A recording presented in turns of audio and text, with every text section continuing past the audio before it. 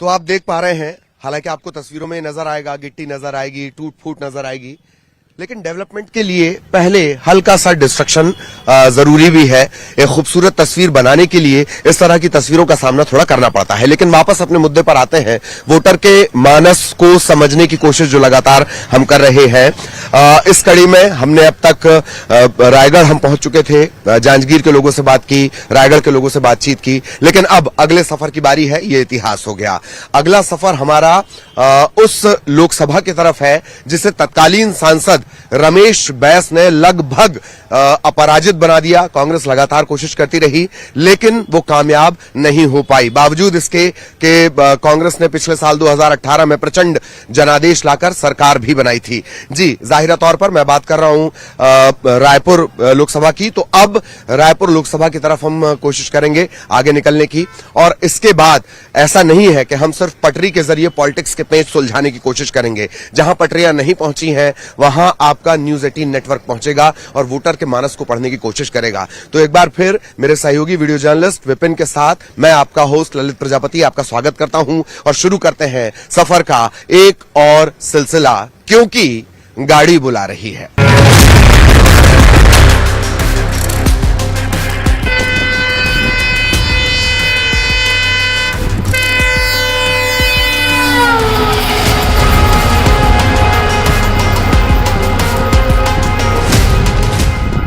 ये भी एक ट्रेन है। ट्रेन के बारे में बाद में आपको बताऊंगा तफसील से, लेकिन पहले आपको राजेशी को देखना चाहिए। आप पहले इस पूरे करतब को देख लीजिए। ये राजेशी है, छोटी सी।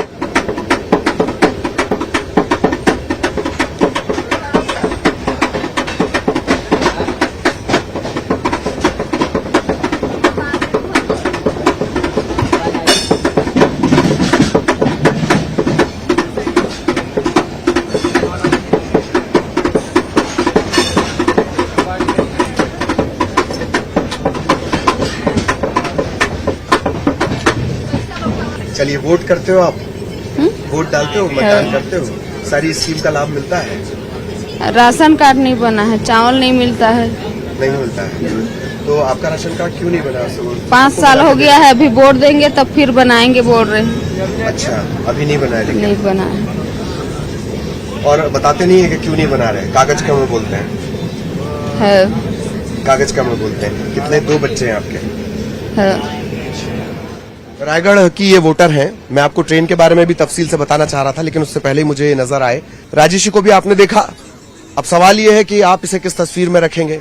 आप इसे अच्छी तस्वीर कहेंगे, आप इसे खराब तस्वीर कहेंगे? कुछ विवेक दर्शकों के ऊपर भी छोड़ देना चाहिए। अब मैं आपको इस ट्रेन के बारे में बता दूं, तकरीबन 2000 किलोमीटर का सफर ये तय करती है। और अगर सिर्फ छत्तीसगढ़ की बात कर ली जाए तो बड़े 3 लोकसभा क्षेत्र इस ट्रेन में आते हैं और बहुत तेजी से आते हैं। चूंकि मैंने बताया 2000 किलोमीटर का सफर ये सुपरफास्ट एक्सप्रेस है, अहमदाबाद सुपरफास्ट एक्सप्रेस, और कोशिश हमारी यही कि सबसे बात हो। हालांकि जो ज्यादातर क्राउड है वो पश्चिम बंगाल और गुजरात से जुड़ा हुआ है, फिर भी हमारी कोशिश है लोकल लोग मिले, उनसे भी बातचीत करेंगे और साथ ही जो बाकी के वोटर्स हैं उनकी भी राय जानेंगे। लगातार जारी है, गाड़ी बुला रही है।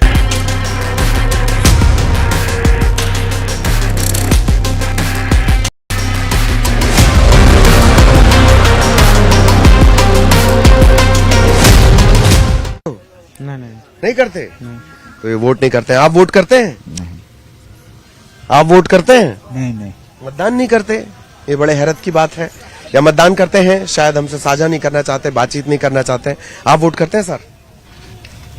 हाँ, वोट करते हैं। कहाँ वोट करते हैं? कौन सी लोकसभा में? रायगढ़। अच्छा, क्या आपके हिसाब से इस बार चुनावी मुद्दे हैं? रायगढ़ में ऐसे बहुत से कमी है जो, जैसे हमारे रायगढ़ में हाईवे का सबसे ज्यादा है। आए दिन दुर्घटना हो रहा है ना? सड़क तो हाँ, ये सबसे ज्यादा है।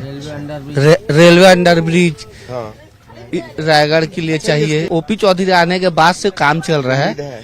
उम्मीद है ओपी है। तो कैसे हैं चौधरी जी? अभी तो फर्स्ट है। हाँ, वो तो है, सबसे मिलते हैं, अच्छा कार्य कर रहे हैं।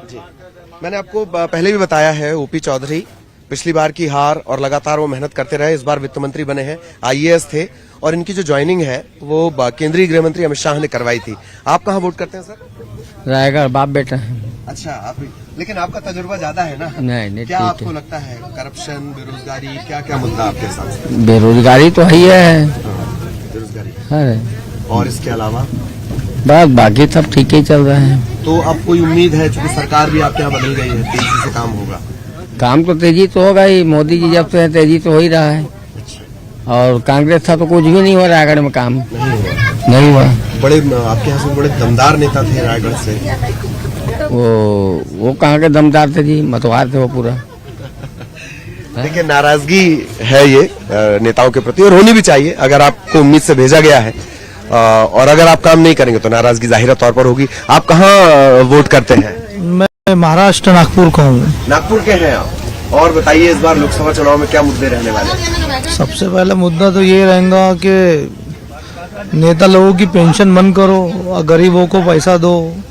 बेरोजगारी बढ़ गई है, महंगाई बढ़ गई है, एजुकेशन महंगा हो गया है, दवाखाने महंगे हो गए। अच्छा, महंगा हुआ है, महंगाई है। महंगाई है ना। भारत के अंदर में धर्म का नशा जब खत्म होगा तो जब ही जाके दूसरी चीजें सही आएंगी। तो आपको लग रहा है कि इसकी आड़ में मेन मुद्दे कहीं खो जा रहे ना। अभी मैं कलकत्ता गया था, कलकत्ता में खाना सस्ता है लेकिन दवा महंगी है, हर चीज महंगा है।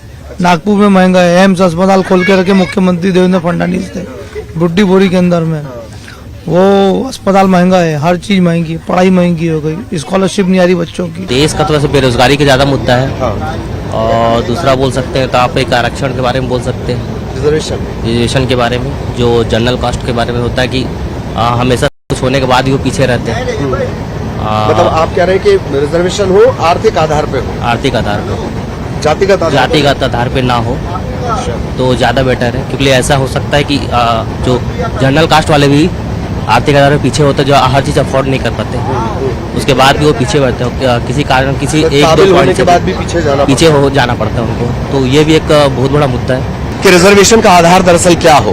बात रिजर्वेशन से नाराजगी की नहीं है, उसका जो आधार रखा गया वो क्या होना चाहिए। आप भी वोट करते हैं? हाँ सर। क्या मुद्दे आपके हिसाब से? शिक्षा में भी बेरोजगारी ज्यादा चल रहा है, बेरोजगारी बहुत है। क्योंकि आप एक लड़का जो घर परिवार चलाता है, उसके लिए अगर मान लो सपोज इंजीनियरिंग किया हुआ है, उसके लिए अगर 10,000 मिल रहा है तो उसके लिए घर चलाना मुश्किल है।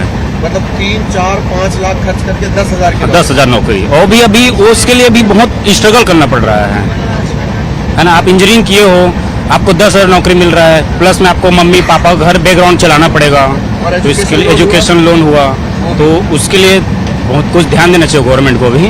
हाँ, महंगाई तो बढ़ रही है सर, और महंगाई को रोकना इतना पॉसिबल नहीं है क्योंकि हर चीज़ का वैल्यू बढ़ रहा है, तो उसके हिसाब से अकॉर्डिंग महंगाई भी बढ़ रहा है। लेकिन जहाँ तक हो सके सरकार को उस पर कंट्रोल करना चाहिए। तो नेता कह रहे हैं कि कमाई भी तो बढ़ रही है अगर महंगाई बढ़ रही है। कहाँ बढ़ रही है सर कमाई? गवर्नमेंट का ही बढ़ रही है। प्राइवेट सेक्टर में जाके देखिए, किसी की भी सैलरी प्राइवेट सेक्टर में 50,000 से ज़्यादा कहीं नहीं मिलती है।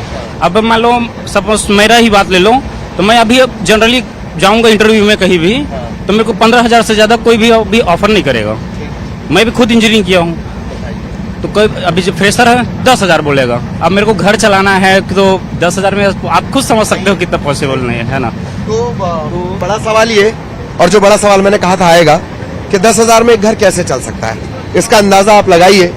और वो भी तब जबकि तमाम तरह की चुनौतियां हैं, परिवार है, और अगर आपने एजुकेशन लोन उस पर ले रखा है तो उससे अंदाजा लगाइए आप कि कैसे एक तरफ वो लोन की EMI होगी और दूसरी तरफ अपने पूरे परिवार को चलाने की जिम्मेदारी। वोट करते हो? जी करते हो। कहाँ वोट करते हो? उड़ीसा संबलपुर से। उड़ीसा। अच्छा, क्या मुद्दा है नेशन में इस बार चुनाव आ रहा है, आम चुनाव आ रहा है? मुद्दा है जैसे हर जगह, उत्तर प्रदेश में जैसे योगी है वैसे ही मुख्यमंत्री होना चाहिए। क्यों? पटनायक साहब तो बड़े पॉपुलर हाँ हैं।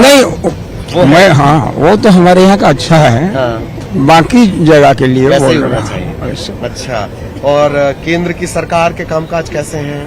अच्छा है, अच्छा है। हमारे दृष्टिकोण से तो अच्छा है भाई, मैं बाकी का तो नहीं बोल सकता। अच्छा, मेरे हिसाब से अच्छा है। अच्छा है। काम तो बहुत है, लेकिन क्या हमारे सरकार जो भी आता है ना, किसी का रोजगार पे ध्यान नहीं देते।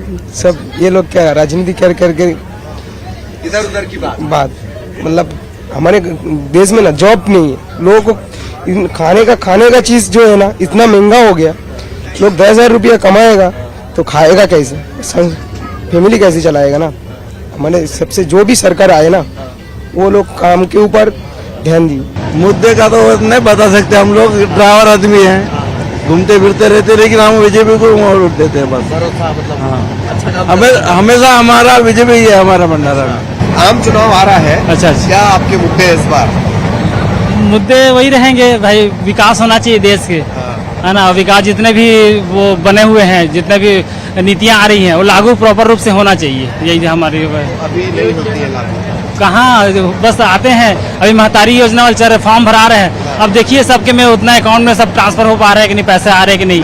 हाँ, महतारी वंदन योजना जो आ रहा है, खासकर प्राइवेट जॉब में टीचर लोग सबसे ज्यादा परेशान है। गवर्नमेंट में तो अभी अच्छा दे रहा है अमाउंट, टीचर इसीलिए अधिकतर शिक्षक क्या कर रहे हैं, छोड़ रहे हैं टीचिंग को। मैं खुद टीचरशिप को छोड़ना चाहता हूँ क्योंकि इसमें पेमेंट नहीं है बस, और आजकल के तो बच्चे उतना देते नहीं रेस्पेक्ट जितना देते हैं, देना चाहिए। इसीलिए टीचरशिप के लिए थोड़ा सा कुछ होना चाहिए प्राइवेट, मेरे को ज्यादा लगता है। छत्तीसगढ़ में तो बहुत सारी टीचर्स की वैकेंसी है।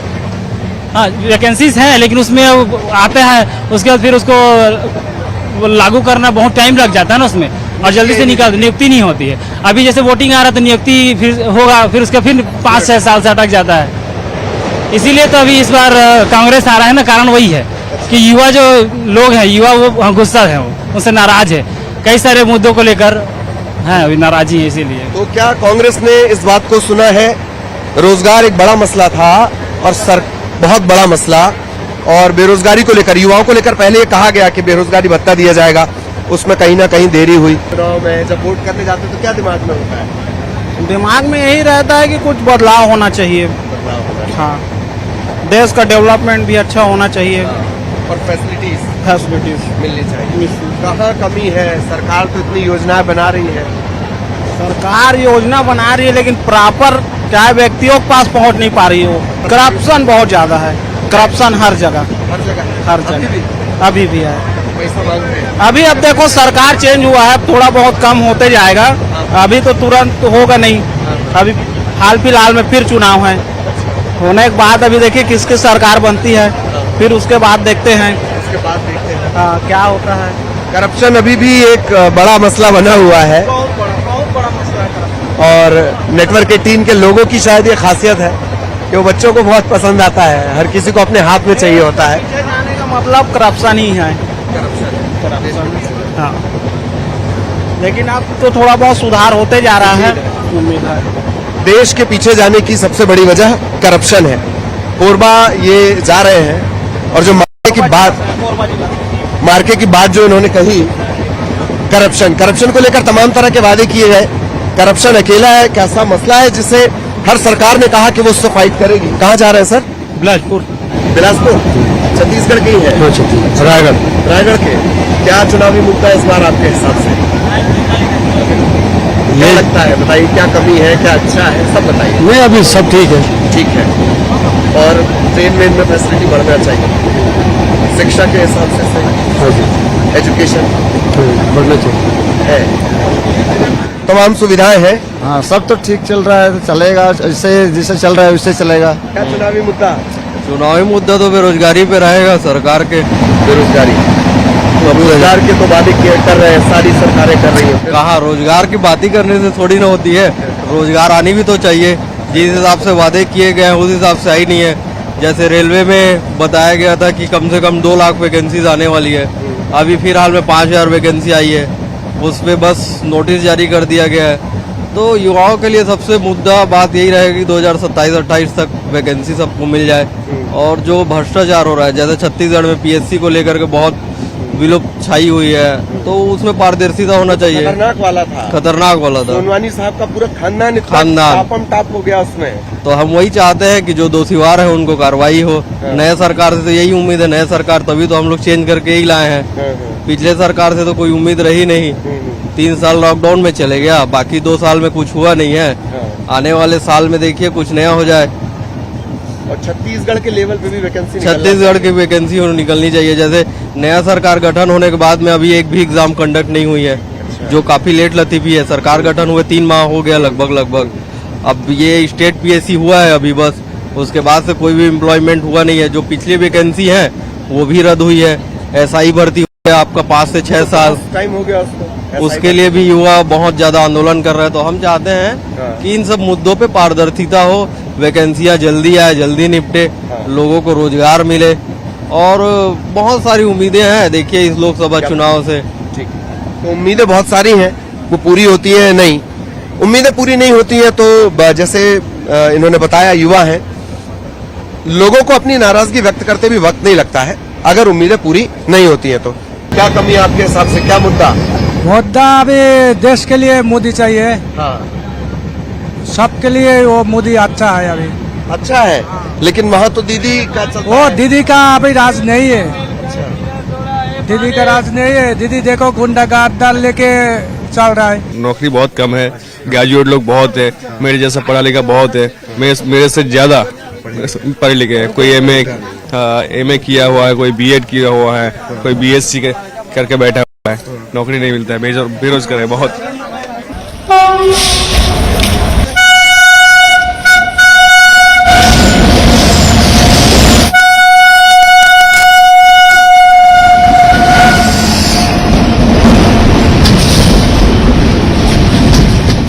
तो मेरे पीछे आप देख पा रहे होंगे, अब हम रायपुर पहुंच चुके हैं, गाड़ी बुला रही है और अब ये टीम, आपको बार बार इसी तरह का बोर्ड देखना पड़ेगा क्योंकि हम इसी के जरिए अलग अलग लोकसभा क्षेत्र जो है वहां की बातें करेंगे, उनके वोटर का मानस परखने की कोशिश करेंगे।